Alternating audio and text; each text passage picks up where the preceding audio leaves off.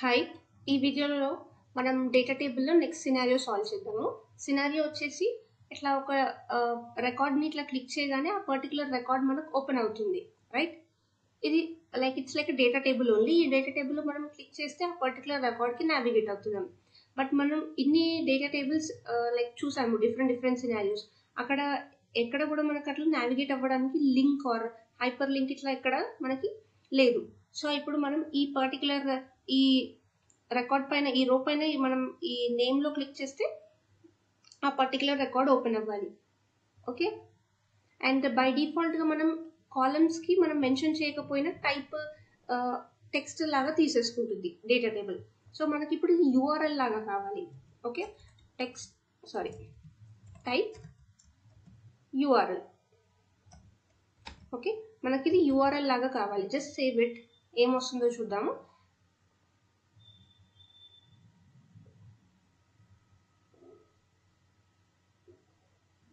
So URL లాగా వచ్చింది and HTTPS dot ఇవన్నీ వచ్చినాయి ఇట్లా. ఓకే, మనకు అలా కాకుండా జస్ట్ నేమే ఉండాలి. ఓకే, ఇది ఫార్మాట్ రాంగ్గా ఉంది మనకి. జనరల్గా లెట్స్ ఓపెన్. ఓకే, మనకి ఇదంతా వచ్చి ఇక్కడ లాస్ట్లో ఈ ఐడి కూడా రావాలి.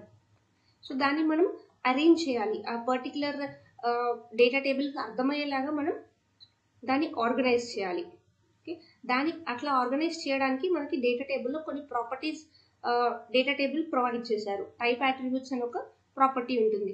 ఓకే, ఈ టైప్ అట్రిబ్యూట్స్ యూజ్ చేసుకొని మనం యూఆర్ఎల్ని కన్స్ట్రక్ట్ చేయొచ్చు. Okay, let's add type, capital A ఉండాలి, టైప్ అట్రిబ్యూట్స్. ఓకే, ఈ టైప్ అట్రిబ్యూట్స్లో let's give a label colon field name. Okay, field name ఇచ్చేసి ఏపీఐ నేమ్ ఇవ్వాలి. యాక్చువల్ ఏపీఐ నేమ్ పర్టికులర్ రికార్డ్కి ఆర్ ఆ కాలమ్కి ఏదో ఏపీఐ నేమ్ ఉంటుందో ఆ ఏపీఐ నేమ్ ఇవ్వాలి. ఇక్కడ సేమ్ ఇస్తున్నాం కదా అంటే ఇక్కడ we can change. Okay, name URL అని ఇద్దాం. ఓకే, అంటే ఇది అలియాస్ నేమ్ లాగా కన్సిడర్ చేసుకుంటుంది. మనం ఇంతకుముందు ఈ సీరియల్ నెంబర్ ఏదైతే చూసామో సినారియో, ఆ సీరియల్ నెంబర్కి కూడా రో నెంబర్ అలియాస్ నేమ్ లాగా ఇచ్చాము.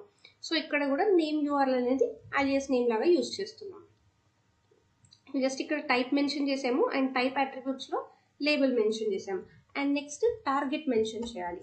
ఓకే, టార్గెట్ అంటే ఇది ఎక్కడికి వెళ్ళాలి, on click of that at వెళ్ళాలి ఆ పర్టికులర్ థింగ్ అనేది మనం మెన్షన్ చేయాలి. సెల్ఫ్లో ఉండాలా, సేమ్ పేజ్లో ఓపెన్ అవ్వాలా, లేకపోతే నెక్స్ట్ ట్యాబ్లో ఓపెన్ అవ్వాలా, నెక్స్ట్ విండోలో ఓపెన్ అవ్వాలా, ఇట్లా మనం మెన్షన్ చేయవచ్చు. Okay, ya. So type URL type and type అట్రిబ్యూట్స్లో ఫీల్డ్ నేమ్ వచ్చేసి యాక్చువల్ ఏపీఐ నేమ్ ఇవ్వాలి. ఈ పైన లేబుల్లో ఏదైనా అలియాస్ నేమ్ ఇవ్వాలి. అండ్ ఈ అలియాస్ నేమ్ తీసుకెళ్ళి జస్ట్ ఇంతకుముందు మనం ఎలా అయితే ఒక మ్యాప్ క్రియేట్ చేసుకొని ఆ మ్యాప్లో ఒక్కొక్క రోని ఇటరేట్ చేస్తున్నామో ఇక్కడ కూడా ఇటరేట్ చేయాలి. ఇటరేట్ చేసి ఈ నేమ్ యూఆర్ఎల్ ఏదైతే ఉందో దానికి ఇక్కడ పాస్ చేయాలి ఐడి.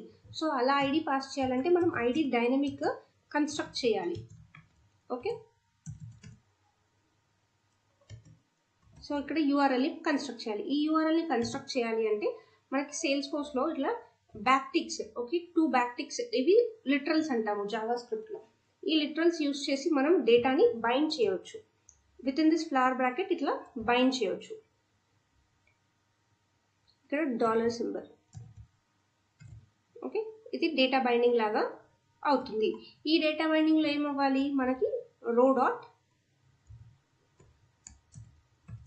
ఐడి అంటే ఒక్కొక్క రోకి వెళ్ళి ఈ ఐడి తీసుకోండి. అండ్ ఇక్కడ / ఎందుకు పెడుతున్నాను అంటే ఇఫ్ యూ సీ హియర్ మనకి రికార్డ్ ఐడి స్టార్ట్ అయ్యే ముందు ఇక్కడ / ఒకటి ఉంది, రైట్?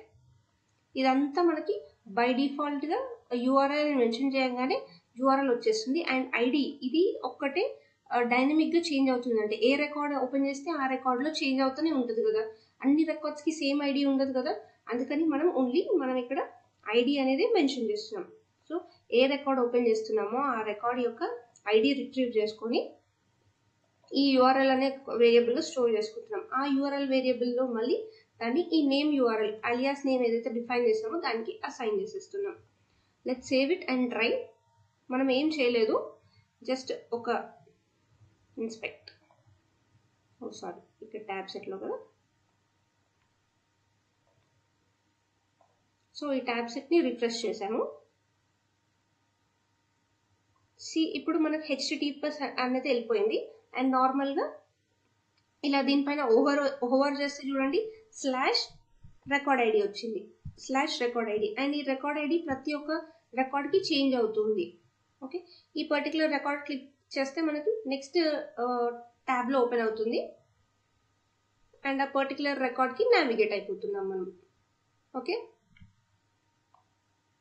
సో సింపుల్గా ఈ టైప్ మెన్షన్ చేయాలి, యూఆర్ఎల్ అనే టైప్ మెన్షన్ చేసి ఈ టైప్ అట్రిబ్యూట్స్లో ఏ టార్గెట్ అంటే నెక్స్ట్ ట్యాబ్కి వెళ్ళాలా, సెల్ఫ్లో ఉండాలా అనేది టార్గెట్స్లో మెన్షన్ చేస్తాం.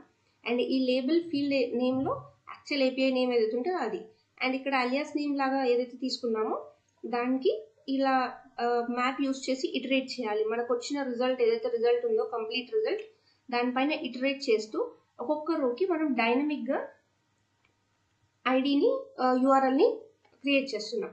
ఓకే, ఇలా యూస్ చేయడం అంటే constructing URL string dynamically using JavaScript template literals. Template literals అంటే ఏంటి, ఈ రెండు ఈ బ్యాక్టిక్స్ ఉన్నాయా వీటిని టెంప్లెట్ లిటరల్స్ అంటాం.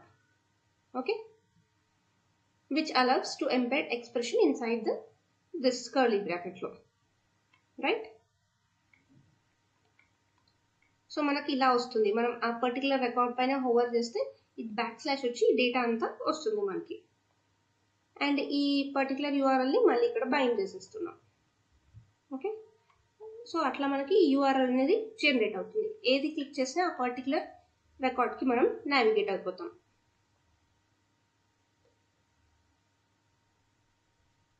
Okay, yeah, that's all about this URL. Thank you.